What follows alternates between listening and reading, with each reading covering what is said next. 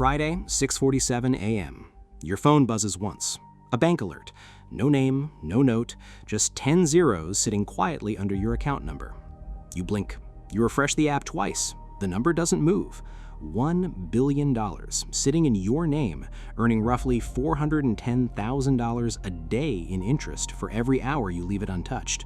Then the second message arrives.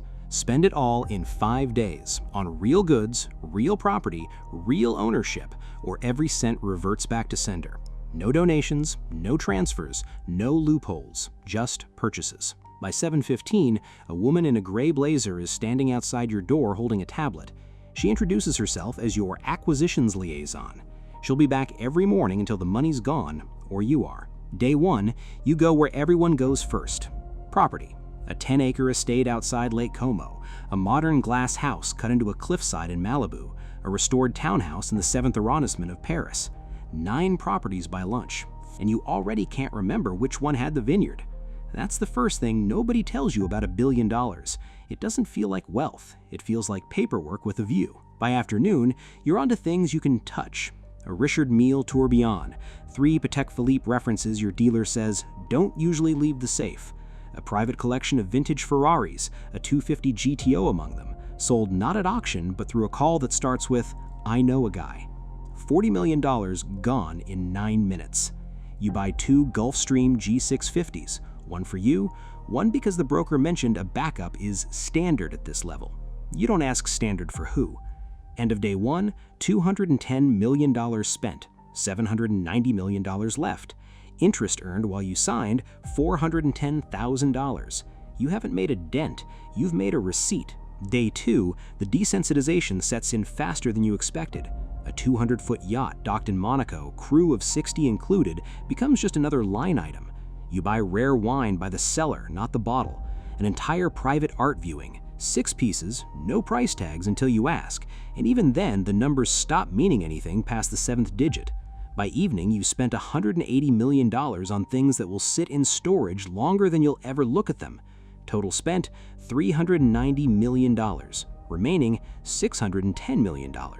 The clock doesn't care that you're tired. Day 3, you try something smarter, not toys, structure. You put a bid on a mid-sized regional airline, cargo routes across 3 states. The offer needs regulatory review, and regulatory review doesn't run on your 5-day clock.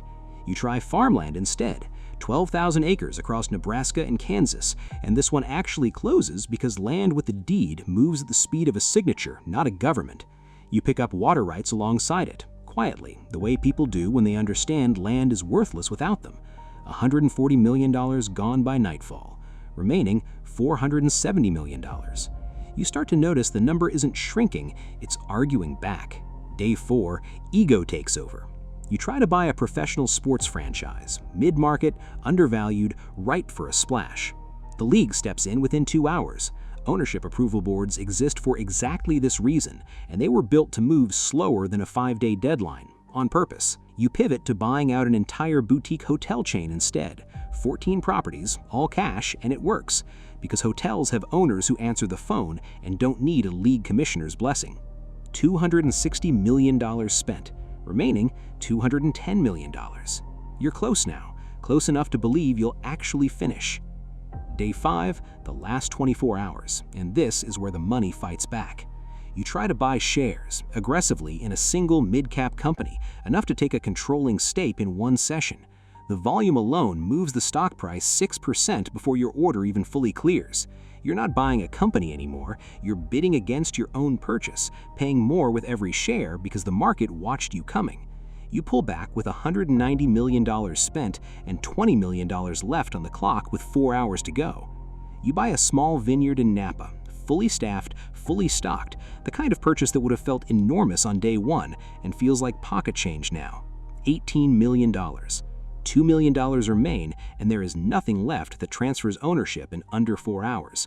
No dealer, no broker, no closing agent moving that fast for that little. The countdown hits 0 with $2.1 million sitting untouched, plus the $410,000 a day interest that never stopped accumulating behind you the entire time. It reverts. Gone exactly as promised. You spent 5 days owning airplanes, vineyards, farmland,